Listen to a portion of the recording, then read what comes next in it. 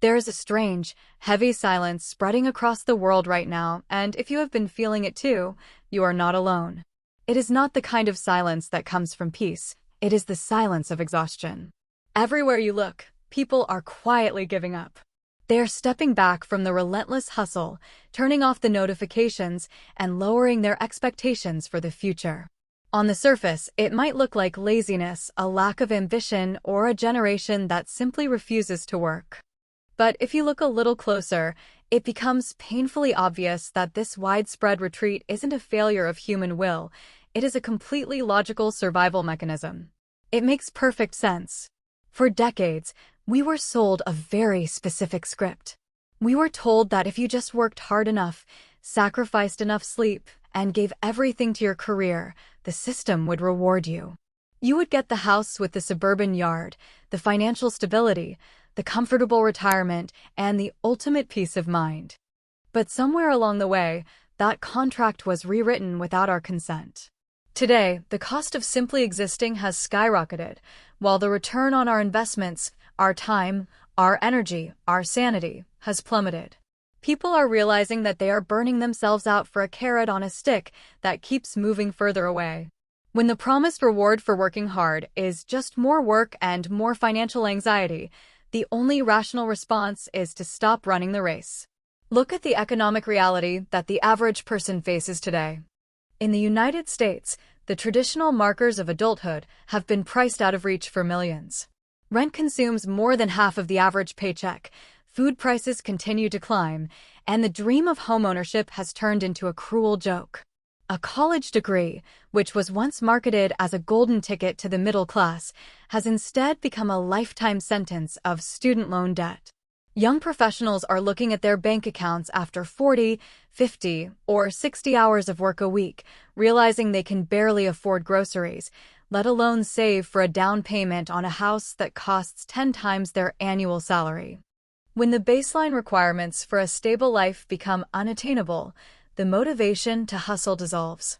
Why sacrifice your youth, your hobbies, and your relationships for a corporate structure that sees you as an expendable line item on a spreadsheet?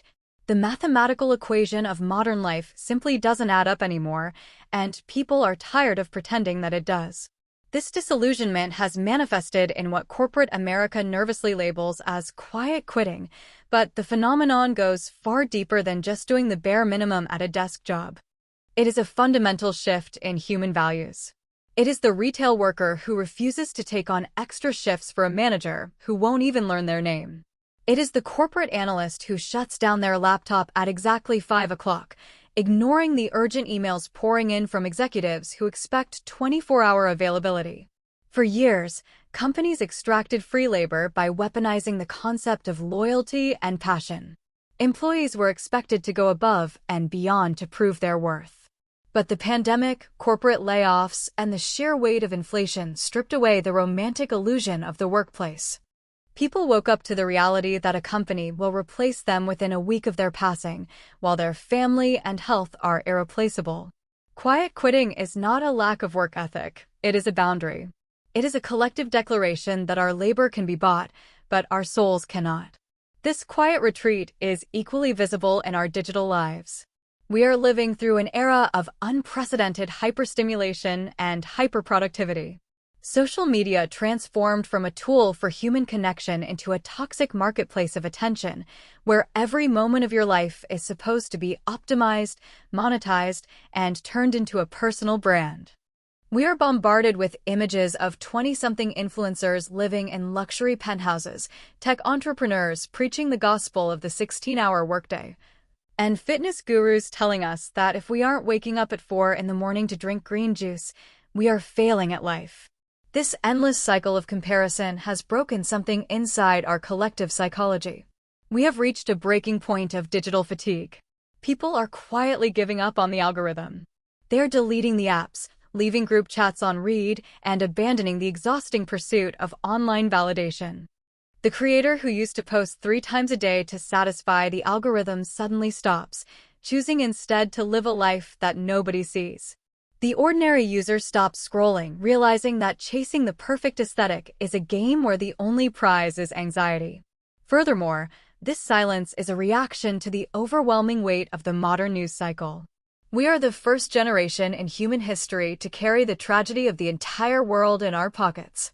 Every single day, we are exposed to a relentless stream of global conflict, economic collapse, political polarization, and environmental dread. Our brains were wired to handle the crises of a small tribe, not the collective trauma of 8 billion people transmitted in high definition every second. When you combine this existential dread with the personal stress of trying to pay your bills, the human mind short-circuits. You cannot care about everything all the time without destroying yourself. Therefore, quietly giving up becomes an act of psychological self-defense. It is the choice to shrink your world down to a manageable size. It is deciding to focus exclusively on what you can touch, see, and change within your own immediate surroundings, your family, your friends, your pets, and your local neighborhood, while letting go of the burden of fixing a broken world that refuses to be fixed. Older generations often look at this shift and criticize it, calling it a symptom of entitlement or a lack of resilience. They point to their own past struggles and argue that every generation has it hard. But this critique misses the core truth of the movement. The people quietly opting out today are not afraid of hard work, they are just tired of empty promises. They have watched their parents burn out, sacrifice their health for a pension that was downsized, and arrive at old age too broken to enjoy the life they built. The younger generation has looked into the future, analyzed the trajectory of the current system, and said, "No, thank you." They are redefining what it means to be successful. Success is no longer measured by the prestige of your job title, the luxury brand of your car, or the number of hours you logged this week. Success is being redefined as peace, autonomy, time flexibility, and mental well-being. Ultimately, this isn't a dramatic, loud rebellion. There are no massive protests in the streets for this movement. It is happening in the quiet spaces of everyday life. It is happening when someone chooses a lower-paying job that allows them to walk in the park every afternoon over a high-stress position that doubles their income but destroys their sleep. It is happening when a family chooses to live in a small, modest apartment rather than drowning in a massive mortgage they can never pay off. By quietly giving up on these impossible, manufactured standards, people are actually reclaiming their humanity. They are trading the illusion of a grand future for the reality of a peaceful present. They are choosing slow mornings, genuine conversations, and unstructured, unproductive time over the empty status of being perpetually busy. So, if you find yourself opting out of the noise, if you feel a sudden, overwhelming urge to care less about the things society tells you to chase, do not mistake that for weakness or failure. It is a sign that your mind and your body are working exactly as they should. It is your intuition screaming at you that the environment you are in is unsustainable. You are realizing that the game is rigged, and the only way to win a rigged game is to choose not to play by its rules. Quietly giving up isn't throwing in the towel. It is a quiet, powerful revolution of taking your life back. It is the realization that you do not owe your sanity to an economic system, you do not owe your peace to an algorithm, and you do not owe your life to anyone but yourself. In a world that demands you constantly burn brighter, choosing to simply exist is the most radical thing you can do. Thank you for watching. If this resonated with you, hit that like button, leave a comment with your thoughts, and subscribe, pause, and ponder. Until next time, stay strong and protect your peace.